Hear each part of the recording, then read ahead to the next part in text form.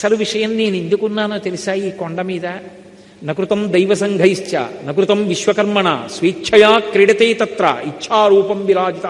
వ్యాస భగవానుడు చెప్పాడు, దేవతలు చెక్కలేదు, విశ్వకర్మ చెక్కలేదు, ఎవరూ ప్రతిష్ఠించలేదు. స్వామి తనంత తానుగా పద్మపీఠం మీద నించున్నాడు. అలా అది శిలామూర్తి కాదు, సాక్షాత్ భగవానుడు. అందుకే విద్యుద్ఘాతమని పిలిచింది శాస్త్రం. ఇలా చూస్తే చాలు లాగేస్తాడు మనసుని. మీరు ఏ అలంకారం చేయండి నప్పుతుంది. అందుకే అటువంటి మూర్తి. ఆయన అన్నాడు లక్ష్మీదేవితో, ఇక్కడే నేను ఉండాలి లక్ష్మీ, నేను రాను. ఎందుకు రానో తెలుసా? వైకుంఠానికి ఒక కారణం ఉంది.